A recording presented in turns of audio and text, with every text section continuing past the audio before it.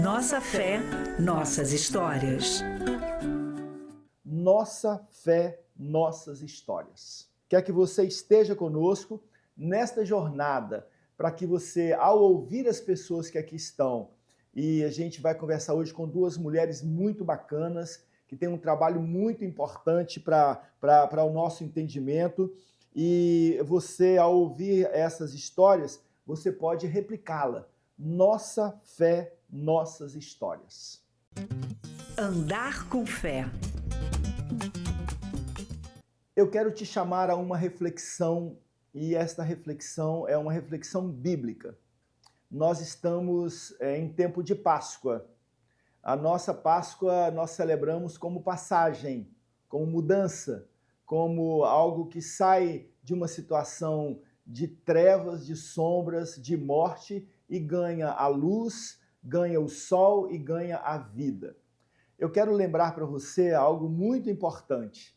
Aliás, se a gente tomar 90, talvez 90, 95% dos nossos programas Nossa Fé, Nossas Histórias, a maioria das histórias são contadas por mulheres.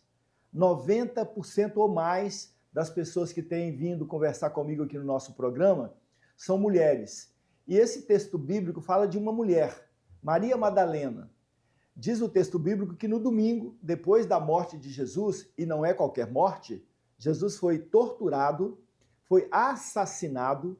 Há pessoas que dizem que ele cumpriu a vontade de Deus. Eu tenho dificuldade de entender isso porque nenhum pai, nenhuma mãe deseja uma morte tão cruenta para um filho como foi a morte de Jesus. Jesus morreu porque questionou a sociedade do seu tempo.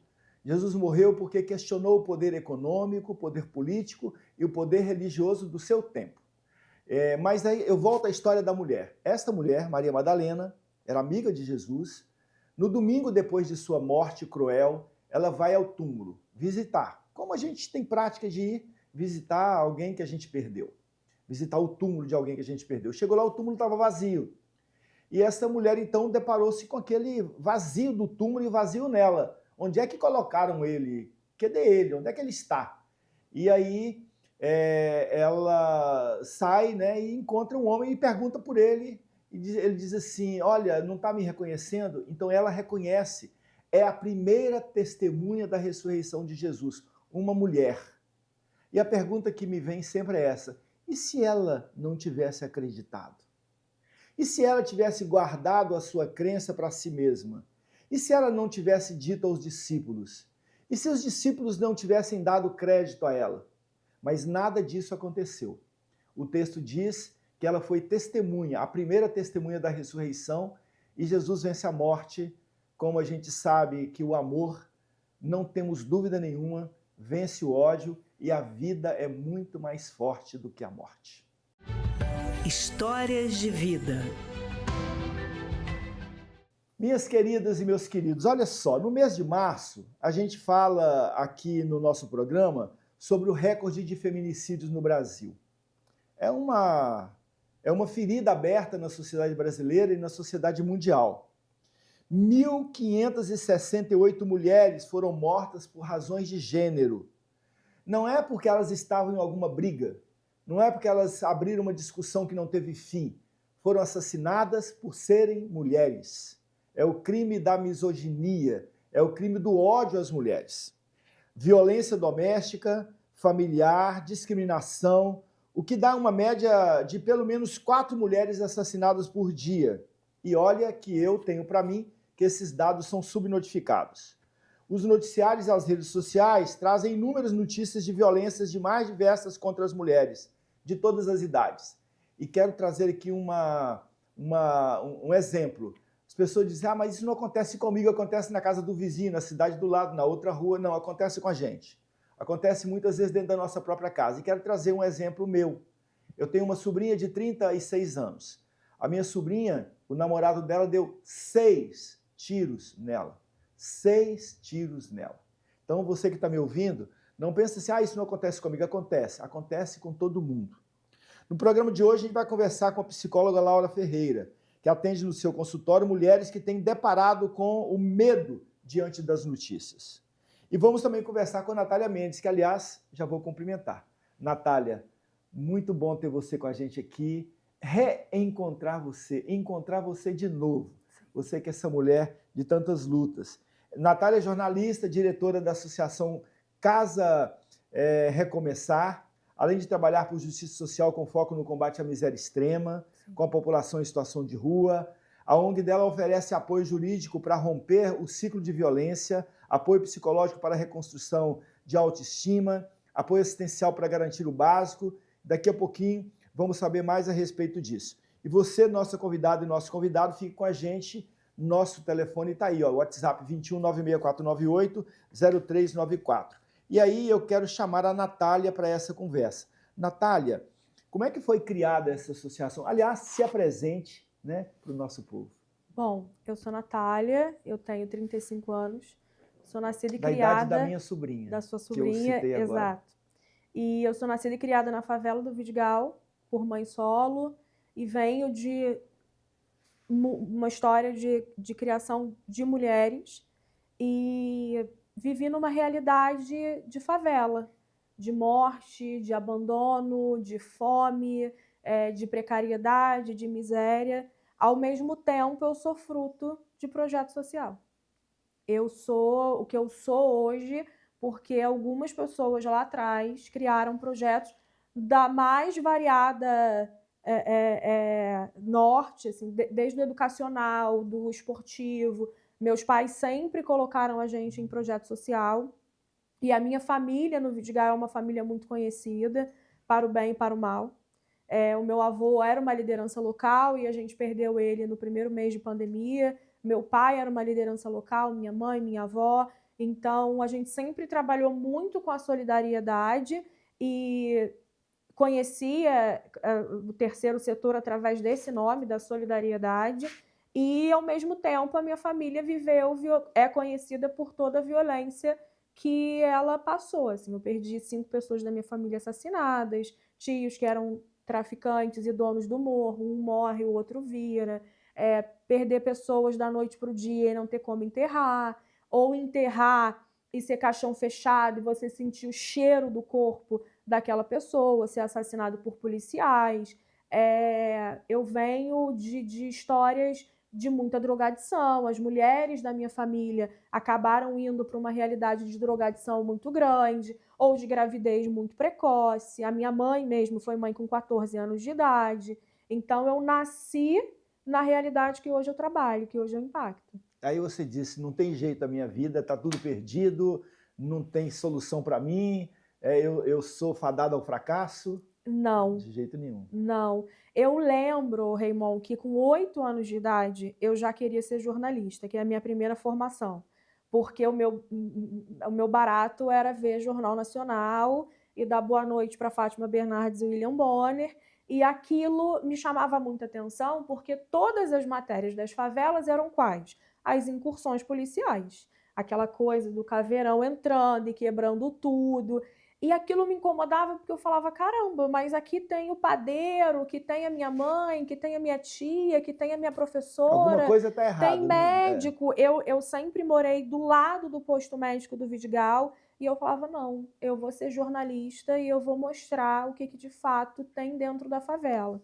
Então, contra todas as perspectivas, assim, meu pai é marceneiro, minha mãe era empregada doméstica, mas a educação na minha casa nunca foi uma opção. Assim, a gente sempre teve... Estudei em escola pública, uma escola super famosa no Vidigal, que é o Tamandaré, que é a escola central. Claro. Enfim, mas, na verdade, a realidade que eu nasci, ela me criou uma revolta que foi o motor para a transformação. Assim. Não foi uma revolta que... tá, esse é o meu fim. Não, falou assim, eu não aceito isso aqui, eu não nasci para viver isso. E a minha mãe, eu sou nascida em um lar evangélico, e a minha mãe usava sempre a seguinte passagem, né? Olha para o lugar de onde vem o seu socorro. Então, já teve vezes da gente morar num cortiço, no centro da cidade do Rio de Janeiro, e ela fechar a porta e falar, olha para o lugar de onde vem o seu socorro, porque a nossa realidade não é essa aqui da terra. E isso foi criando em mim e nos meus irmãos uma cultura mesmo, uma necessidade de vencer, de reagir e sair daquela cadeira de vítima. porque que nós fomos de fato colocados, nascemos nessa cadeira de vítima, mas tá, o que que você vai fazer com aquilo que fizeram com você?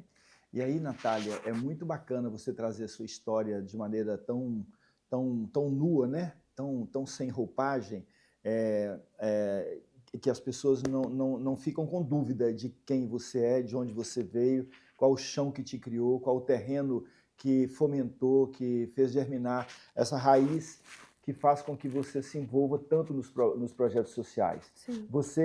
Vocês lá na sua associação, Casa Recomeçar, vocês têm programas vários, né, com foco na oportunidade. Queria que você falasse um pouquinho desses programas para nós. Tá. Né? Como é que está acontecendo isso? Como é que isso funciona? A gente faz um trabalho na Recomeçar de 5 anos, vai fazer agora em abril, dia 19. E a minha preocupação, a gente atende mais de 300 famílias, a gente atende tanto pessoas em situação de rua quanto periférica, favela, tem um impacto em 23 favelas no Rio de Janeiro e a nossa sede fica na freguesia.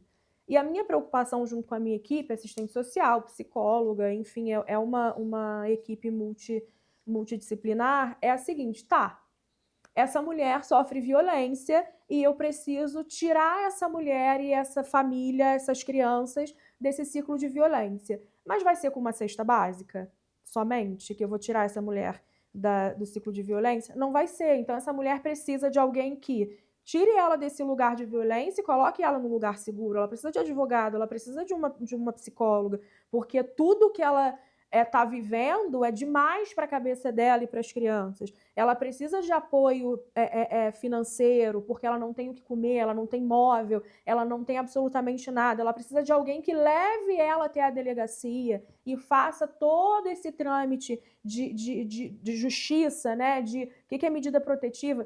Ou, isso eu já estou falando para a mulher que já pediu ajuda, mas a gente tem um trabalho que antecede, que é o que é sofrer violência, o que é violência contra a mulher. Porque a gente tem aí, vamos colocar nessas 300 famílias, a gente tem uma média de 5 pessoas por casa, sendo composta por uma mulher e o restante crianças e adolescentes, ou 2 mulheres, mãe e avó. Essas mulheres sofrem violências ou já sofreram, vêm ao longo da vida sofrendo violências, que ela não tem a menor ideia que ela está sofrendo violência. Então, através de rodas, através de conversas... Às vezes nem identifica que é violência, não, né, identifica. Olha, você está sofrendo violência patrimonial. Que palavra é essa? Né? Então, a gente tem também um limitador, que é o seguinte, a gente tem termos que a base, lá na ponta, as pessoas não estão entendendo. Porque tem pessoas que acham que violência contra a mulher, ela se dá quando a mulher tem a sua vida ceifada, né? Mas existe uma sequência de violências que para chegar nisso, né? Então, se a gente não breca, né, logo no início, a gente não diz um basta logo no início, a gente, de certa forma, a gente alimenta, né, essa violência e ela vai ser perpetuada e naturalizada. E aí é por isso que vira um ciclo. Por isso que a gente hoje atende avós que sofreram violência, que a filha sofre, que a neta sofre e que já está grávida e de um rapaz que é abusador. E aí, quando eu falo também de violência contra a mulher, o trabalho que a gente faz, ele também impacta e deve impactar esse homem, porque é quem pratica a violência. Então, não adianta eu letrar, eu ajudar a mulher e esses meninos que hoje são os meus meninos adolescentes, amanhã eles são abusadores. Claro. Então eu tenho que trabalhar com eles essa cultura, porque é uma cultura de violência contra a mulher. O que a gente está fazendo para também mudar essa engrenagem?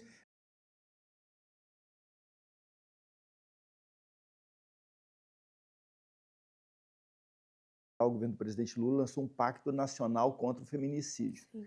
E a gente tem afirmado, eu tenho ido, aliás, eu disse que isso virou para mim quase que um vício, né? Eu não posso encontrar 2, 3 pessoas que, se o assunto não chega, eu puxo, sobre a questão da violência contra a mulher. Sim. E a gente tem que afirmar o tempo todo que a violência contra a mulher, o feminicídio, não é um problema das mulheres. Ele atinge as mulheres, mas é um problema dos homens. São os homens os violentos, são os homens os abusadores, são os homens os feminicidas. Então a gente precisa de cuidar de uma educação, portanto, o programa se chama Todos por Todas. Quer dizer, todo mundo por todo mundo. Né? Não dá para ninguém ficar de fora.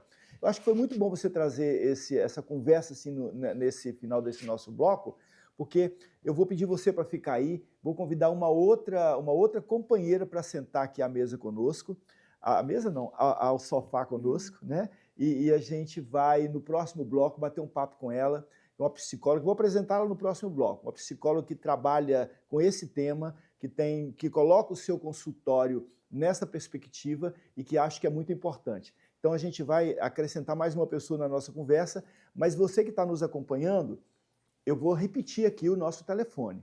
Eu acho que o nosso programa, ele se chama Nossa Fé, Nossas Histórias. E a nossa história quer se confundir com a sua. Portanto, a gente quer que você também se engaje nesse tema. E, portanto, fale conosco, 21 96498 0394. Estou esperando sua mensagem para a gente conversar. Fica aí conosco que a gente volta rapidinho. Nossa fé, nossas histórias.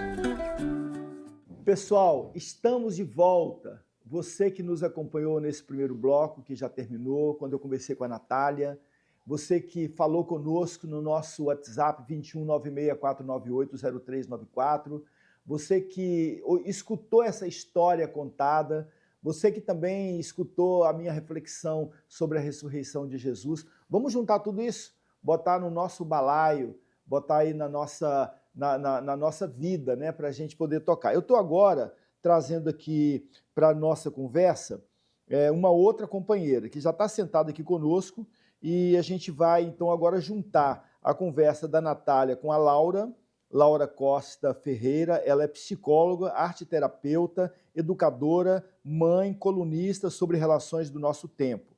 Seus textos falam de afetos, encontros e desencontros que a gente experimenta e nem sempre consegue descrever. Ela nos convida a desacostumar dos desconfortos que podem levar à violência. Então, ela nos convida a desacostumar dos desconfortos que podem levar à violência. Laura está aqui já conosco, eu quero cumprimentá-la. Laura, obrigado por você aceitar o nosso convite. Obrigada pelo convite. Sentar na nossa poltrona aqui junto com a Natália. Se apresente para nós, embora eu tenha falado de você, mas se apresente também. Então, eu sou Laura, sou psicóloga, sou mãe, sou mulher aqui nesse espaço também, podendo trocar com vocês, aprender, compartilhar e convidar que a gente reveja as coisas, né? Eu acho que a gente vive o desafio de compreender melhor como que os nossos desconfortos são sinalizadores para a nossa vida, né? Acho que a gente viveu durante muito tempo envolto, né? E ainda está envolto numa cultura que nomeia para a gente o que são as normalidades e as anormalidades da vida, né? Isso é cultural, né? A gente vai sendo submetido a isso de uma série de formas. E quando a gente tem uma rede tão grande hoje, né, para dizer o que está acontecendo, a gente começa a ter muito mais informação sobre o que acontece. Mas isso não quer dizer que a gente consiga processar toda essa informação e essas coisas que estão em volta da gente. Então, eu pretendo trazer aqui para a nossa conversa uma ideia de que a gente possa valorizar os estranhamentos, que a gente possa valorizar os desconfortos que a gente sente e que a gente possa criar lugares mais seguros para que a gente possa dialogar sobre o que a gente acha esquisito. Porque o que eu acho esquisito hoje pode me proteger de alguma situação mais grave, mais séria, no futuro que a gente espera que não aconteça, né? E o desconforto e o esquisito, né, pode ser, na verdade, talvez a chave, né, Laura? Para a gente avançar. Eu tenho trabalhado nos espaços que vou, tenho visitado o interior do estado do Rio de Janeiro. Ano passado visitei o interior do Brasil, rodei muito o Brasil por ter sido presidente da Comissão de Direitos Humanos. E agora estou rodando apenas o estado do Rio. E uma das questões que eu falo nas nossas discussões sobre direitos humanos, que a gente precisa de desconstruir algumas coisas para construir outras.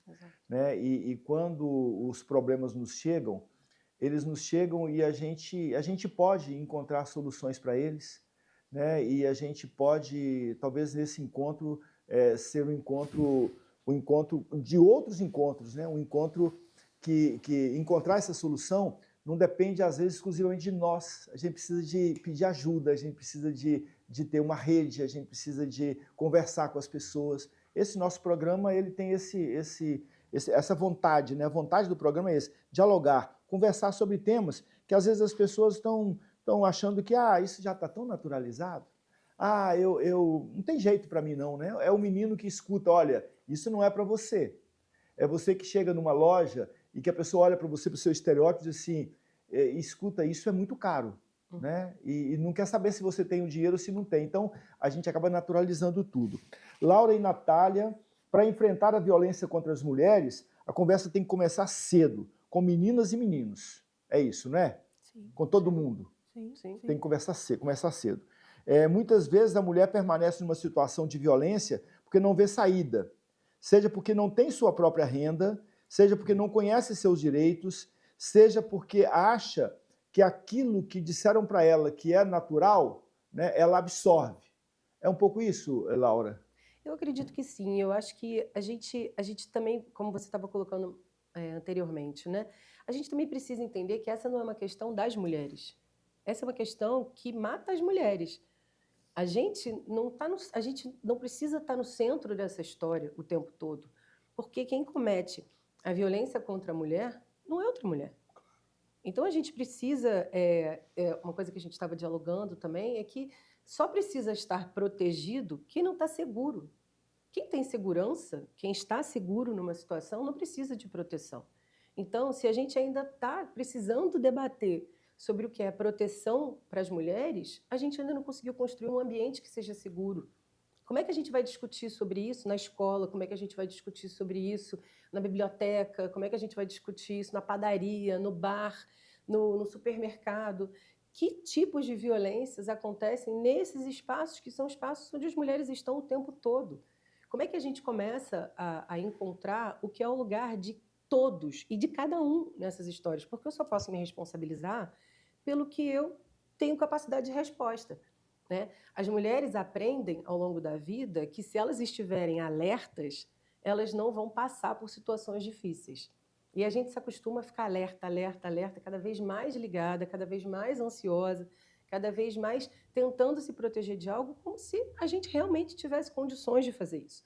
Se coubesse só a nós a nossa proteção, com certeza a gente não sofreria violência, né? Então, se a gente entende que cada pessoa, num grupo social, que cada pessoa do mundo, do país, do bairro, da rua, é um responsável pela segurança, né, daquele espaço como um todo, a gente não vai precisar se proteger dessa forma. A gente ainda está muito longe disso, é claro, né? Eu entendo que é uma situação que a gente está bem distante, mas eu acredito que se a gente não começar a debater sobre isso, criar recursos para debater sobre isso, não é necessariamente falar sobre a violência lá como um item que gera repulsa ou estranhamento nas conversas de um nível que a gente não sustenta.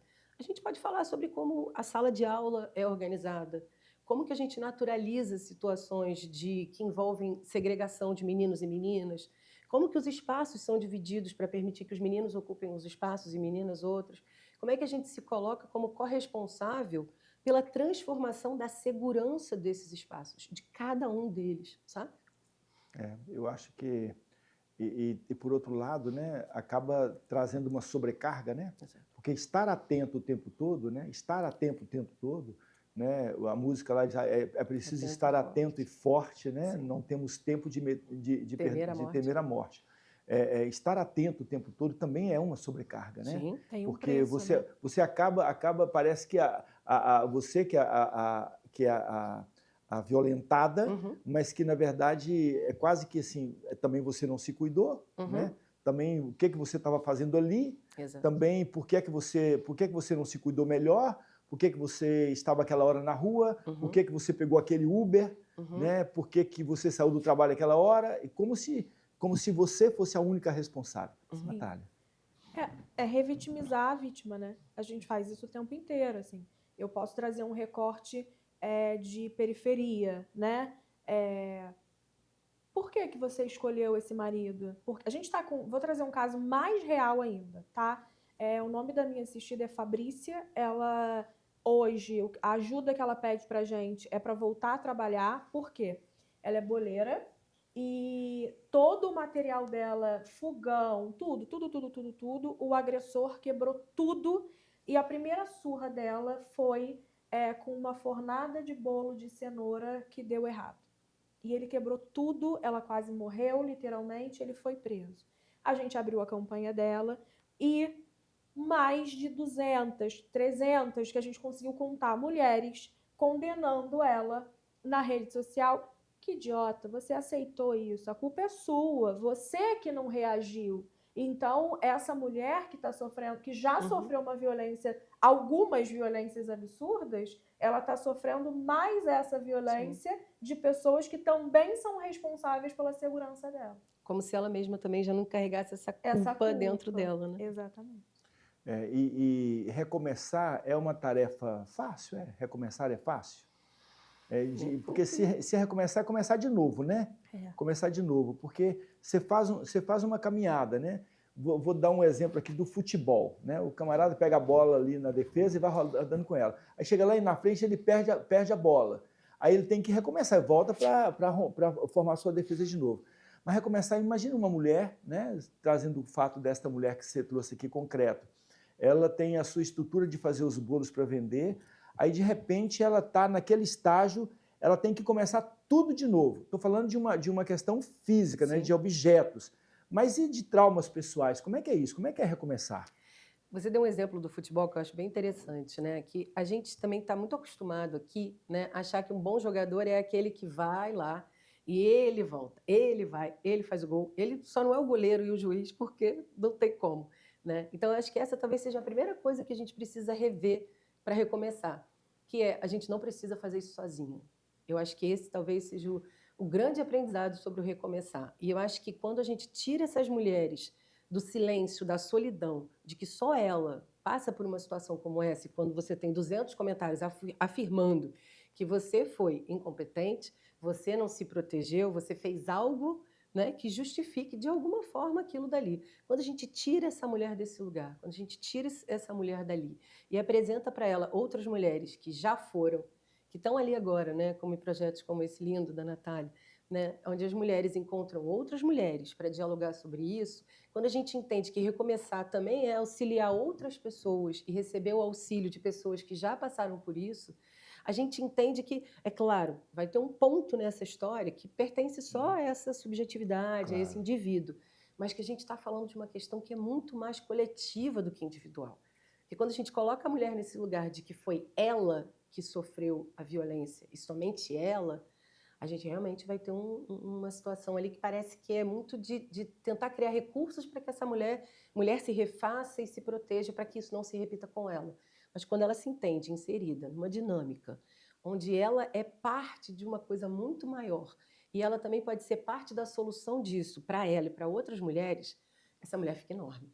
Né? E eu acho que aí entram esses projetos incríveis, onde as mulheres vão ter um espaço onde elas vão ser fortalecidas e descobrir isso de verdade, na pele, no corpo, né? Onde ela pode viver isso, onde tem essas 200 pessoas que acham isso, mas tem milhares de pessoas que acham coisas totalmente diferentes. E aí ela vai recomeçar. Você que está acompanhando a gente aqui pela Rádio Catedral ou nos assistindo pelo YouTube, eu estou falando direto para você, não falando vocês não, você, né? A pessoa que é você que está me escutando. É isso que a Laura acabou de dizer, que a Natália está dizendo, que a gente está conversando aqui. Se você se torna alguém que vai levar isso adiante, né? Se você se torna alguém que vai discutir isso em casa, que vai procurar essas redes, se você fizer isso, o nosso programa já garantiu o seu resultado. Estou falando só com uma pessoa, só com você, não estou falando com uma multidão. E aí, você, ao socializar isso no seu grupo, porque todo mundo tem uma rede, todo mundo tem um grupo, seja na igreja, seja na família, seja no trabalho, né? Todo mundo tem um grupo. Então, como é que a gente socializa isso também? Eu quero voltar aqui para perguntar para a Natália e também para a Laura, vamos começar com a Natália, que redes de apoio existem hoje e que redes nós ainda precisamos construir? Pergunta que vale $1 milhão. Como diretora de uma ONG de terceiro no setor... Pix e não no cartão de crédito. Por favor, à vista. Não quero receber em 30 dias, quero hoje. Tá. Como diretora de ONG, de terceiro setor, primeiro eu quero afirmar assim, que terceiro setor não faz nada sozinho. A gente precisa da sociedade civil, a gente precisa do Estado, e aí a gente tem CRAS, CREAS, DEAN, Nós temos outros projetos que trabalham com a vida da mulher, com o recomeço, na verdade, dar acesso às pessoas em vulnerabilidade de uma maneira geral aos seus direitos. Mas hoje, Raymond, quando a gente fala especificamente do nosso tema, que é violência contra a mulher, a gente tem uma rede baixíssima. A gente tem... Qual o projeto que a gente tem hoje que efetivamente vai tirar essa mulher do ciclo de violência? Que vai, por exemplo, trabalhar com ela, isso é um trauma e que ela vai carregar para o resto da vida. Então, hoje, o que eu posso dizer que seria, na minha cabeça, ideal, né, para trabalhar com essas mulheres, e mulheres de todas as camadas sociais, de todas as raças, não mulher. A gente pode fazer esse recorte. A gente precisa de multifatores. A gente precisa de política pública, política social, mas a gente precisa também de terapia, de assistência psicológica. A Fabrícia, que é a mesma mulher que eu acabei de trazer, ontem ela estava fazendo tratamento emergencial com psicóloga, porque recomeçar dói. Sofrer violência e não morrer e recomeçar a partir dessa dor dói. A gente precisa de assistente social, a gente precisa dos nossos governantes, aqueles caras que a gente colocou lá para falar por nós, defendendo a nossa luta, defendendo a nossa vida. A gente precisa de políticas práticas lá na ponta e a gente também precisa discutir em grupos o que a gente pode fazer. A Laura é psicóloga, então o que ela pode agregar na vida dessas mulheres? Então, assim, é tão multifator que eu diria que é o seguinte: toda e qualquer pessoa pode ajudar nesse cenário, porque tem posição para cada uma dessas pessoas, sabe? Sim. Eu vou para o micro, então, né? Eu acho que, assim, quando você traz a história da Fabrícia e você traz os 200 comentários, eu queria pensar de que a gente pudesse falar com essas 200. Porque eu acho que a gente vive um momento muito sério, que é o momento do mas também, né? O mas também, né? Ele acaba com toda a possibilidade que alguém tem de produzir empatia. E eu acho que, assim, quando a gente tem em casa uma filha que chega e ela quer terminar um relacionamento e ela não sabe como, porque ela está com medo, porque o namorado fica estressado com qualquer coisa, e essa mãe ouve isso dessa filha, é hora de você largar o que você está fazendo, se sentar diante da sua filha, preparar um café, uma água, uma cerveja, o que você quiser, e se sentar com a sua filha. E para ouvir. O mundo, né? Para o mundo, né? Para tudo. Mesmo que você não entenda, mesmo que o seu pensamento seja, mas também, né? Esse menino aí, eu já sabia que ele era esquisito, mas também, né? Olha o que ele fez. Esquece o mas também. Guarda o mas também. O mas também vai vir. Tem momento para ele. Né? Vai vir na sua cabeça, sim. né? Que eu quero dizer assim, pode ser até que venha aquele pensamento, mas também, né? Esse mas também você engole. E aí você ouve o que essa pessoa está falando. Porque a gente precisa recriar esse encontro. Eu acho que essa rede, ela vai para dentro de casa, para a mãe que vai receber isso, é o irmão que vai ouvir isso, a professora que está na escola e que vai perceber um comportamento e vai poder ouvir. O mais também pode ser que chegue aí na sua cabeça. Mas esse mais também a gente vai aprender a segurar.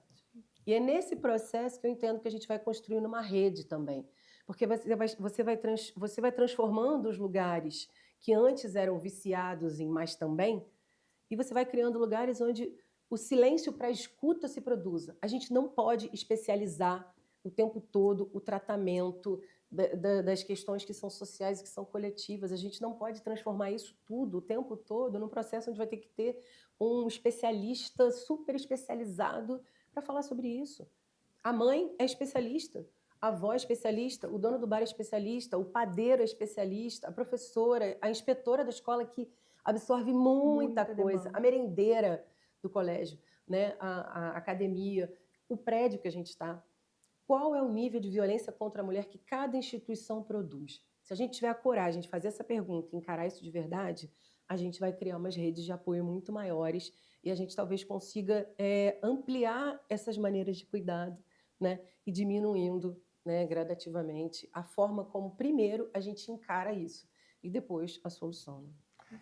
Interessante você falando aí, eu me lembrei, né, da minha prática do magistério, de que a gente aprendeu no planejamento da aula que a gente dá, que o planejamento ele cessa, ele fica pausado quando o aluno traz um outro tema, que é um tema de sua vida e que eu não vou conseguir chegar ao estudante se eu continuar com o meu programa. Então, o meu processo, né, Paulo Freire é mestre, né, é o nosso patrono da educação brasileira, diz exatamente isso, né, que a educação ela é essa ferramenta que você não precisa de colocar na cabeça do outro, né, o que ele chamava de educação bancária. Uhum. Né, você precisa parar diante do outro, que chegou um mistério que você precisa de decifrar e que você precisa de ajudar esse mistério a que o outro também o decifre. Perfeito. Né? Então, você que está acompanhando a gente, né, eu estou aqui escutando a Laura e a Natália e pensando em você, pensando na repercussão do nosso programa, que tem que ter consequência, né? Porque a gente só está no ar 1 hora por dia para que as pessoas conheçam a gente, isso é tão pouco. O que a gente quer é que você seja uma rede de apoio, que você saiba qual a sua especialidade, como é que você pode chegar. E eu vou aqui encerrando esse nosso bloco, dizendo para você que a gente volta já já, mas eu quero aqui trazer um ponto que eu sei que é muito caro para a Natália e também para a Laura, que é o ponto das pessoas mais vulneráveis. E aí eu vou falar das pessoas em situação de rua, mas como o nosso tema é mulher, eu estou trabalhando com 2 mulheres, eu vou falar das mulheres em situação de rua, que é um número menor do que os homens, é menor, muito menor, mas que é de um sofrimento extremo.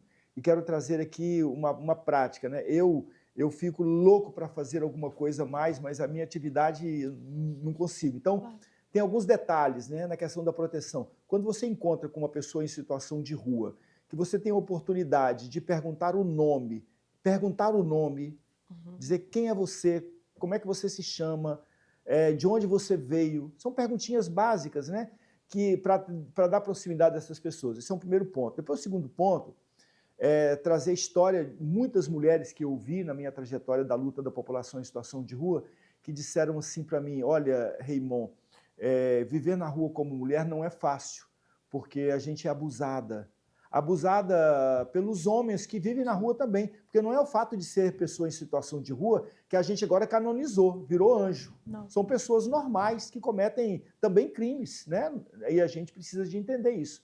E elas disseram, olha, a gente tem que tomar um cuidado louco, porque se eu fico com um homem numa relação, numa noite, na noite seguinte tem que ficar com o outro, porque senão ele me agride, porque eu sou um objeto na rua. Eu quero voltar a falar dessas mulheres mais vulneráveis daqui a pouquinho, mas eu espero que você volte conosco, vai ser rapidinho, 30 segundinhos eu estou de volta, 21 9648 0394. Nossa fé, nossas histórias. Olha nós aí de volta, gente, para continuar nossa conversa aqui com a Laura e com a Natália. Eu introduzi no final do bloco passado sobre as mulheres mais vulneráveis. Para não perder tempo aqui, que a gente está concluindo o programa, eu queria ouvir de vocês duas como é que é esse cuidado com essas mulheres mais vulneráveis. Quando a gente fala de mulher em situação de rua, é onde mais me pega, assim, porque eu fico imaginando, já é muito difícil ser mulher, aí em qualquer cenário, aí você vai para a situação de rua. E essas mulheres, elas não têm, por exemplo, saneamento. Essas mulheres são violentadas de todas as formas que vocês possam imaginar. Eu tenho mulheres, por exemplo, que elas são obrigadas a escolher um parceiro, porque senão ela é de todo mundo. E tenho mulheres que a cada dia é de um, como você trouxe, porque ela é um objeto. Então, qual a forma que eu, Natália, enquanto ser humano e a minha instituição encontra de cuidar dessas mulheres? É abraço. É falar, olha, eu tô te vendo. Como é seu nome? Aí eu tenho Patrícia, eu tenho nos meus aniversários, eles comemoram meu aniversário junto comigo. Porque são pessoas que, na verdade, quando a gente chega, elas literalmente pedem um abraço. Tem, claro, a necessidade do absorvente, tem a necessidade da coisa palpável, de sair da rua, tem tudo isso, óbvio. Mas o que elas mais precisam é de abraço. E eu lembro, o Raymond, até hoje, assim, isso foi antes da pandemia que aconteceu, mas eu tenho a coisa do abraço, do toque. Eu sou do toque. E eu cheguei num café solidário que a gente faz na Praça da Cruz Vermelha e uma mulher me pediu um abraço. Eu nunca tinha visto aquela mulher na vida, mas eles me conhecem muito ali. E aí, você é a Natália, eu posso te dar um abraço? E é um abraço, abraço, não é e ela começou a chorar copiosamente. Então, quando a gente fala de cuidado com a mulher, talvez a gente, em situação de rua, que é muito mais complexo, que a gente precisa de um motor muito maior para tirar essa mulher dali, talvez o começo de tudo seja um abraço, seja sabendo o nome dela, seja o mínimo, sabe assim? Sim. Saúde mental, né, na verdade, sim, adoecimento mental atinge a todos, né, Sim. todas as mulheres. Mas nas mulheres mais vulneráveis, talvez tenha uma carga diferenciada, Laura? Sim. Mas eu acho que no centro dessa história também, assim, que ficou mais forte para mim te ouvindo e ouvindo a Natália também, é o quanto que a gente vai desumanizando as pessoas, né? E as pessoas em situação de rua, elas perdem, muitas vezes, esse olhar de existência, Sim. né? E a gente, eu acho que se no futuro alguém estudar a forma como a gente vive, né? Talvez essa seja uma das piores referências que a gente vai deixar para o futuro, né? Que é a nossa capacidade de passar por uma pessoa e não vê-la, né? E eu acho que para mim isso tem, para mim, né? Para muita gente, né? Obviamente, né? Deveria cada vez mais gente, o quanto que a gente deveria estranhar cada vez que a gente faz isso, porque isso é o auge, né? Assim, é o inimaginável da desumanização de alguém, Sim. né? É a pessoa perder o nome, a pessoa perder a capacidade de ser vista, né? De ser notada ali, né? De ser cuidada, obviamente, né? De ser respeitada, né? Então a gente vai falar disso e a gente vai falar das mulheres, né? Que se a gente está falando de uma referência toda alterada para uma mulher com todas as condições, né? De proteção, né? Lembrando que a gente continua falando de proteção e não de segurança, né? Quando você vai para uma mulher numa situação dessa, é inimaginável a Acaba vulnerabilidade tudo, né? que ela vai passar. Eu acho que nem dá para chamar de vulnerabilidade, mas isso é uma camada muito mais profunda. Em 1969, o homem foi à Lua. Agora o homem está dando uma volta sobre a Lua. NASA, né? A China fazendo a disputa das galáxias, do universo, né? Da exploração do universo. O homem e a mulher, o ser humano, né? Encontrou um veículo que o leva às profundezas do oceano. E às vezes não consegue encarar o outro no olho, né? Sim. Então esse distanciamento, né? Distanciamento da Terra, né? E para buscar o quê? Né? O que nós buscamos, né? O que nós queremos, né? Quem que nós somos nesse universo, né? Essa poeirinha que é o ser humano no universo. Eu estava em Pinheiral semana passada, aí a moça lá no museu do Instituto Federal me mostrou uma pedrazinha, esses meteoritos, de 3 bilhões de anos. 3 bilhões de anos. Nós temos a nossa estada aqui no planeta tem alguns milhões de anos, poucos milhões, né? 4 milhões de anos, né? E o que a gente é nesse universo? Então nós, com a nossa capacidade, com a nossa ciência, vamos lá, e às vezes não sabemos, né, encarar o olho do outro. Sim. Quero agradecer vocês duas aqui por nossa conversa, Laura e Natália, dizer que estou muito feliz de encontrá-las, reencontrar a Natália e encontrar você, e em você também encontrar a Vitória, né? Encontrar vocês duas. Dizer que a gente está estamos no mesmo barco, né? E tentando encontrar os caminhos, mas os mares são distintos, né? As tempestades são distintas, cada um de nós tem a sua, e as mulheres nesse momento no país elas têm passado por esse momento muitíssimo difícil, muita violência que atinge a todos nós e que a gente tem que lutar por isso. Sim. Mas quero trazer para vocês uma notícia importante. Tramitou essa semana na Câmara Federal a PEC 383, que é a PEC que destinará 1% do orçamento da União, dos municípios e dos estados para assistência social, para o Sistema Único da Assistência Social. E aí entra psicólogos, assistentes sociais, pedagogos, que é exatamente o cuidado, né? Cuidar de quem cuida.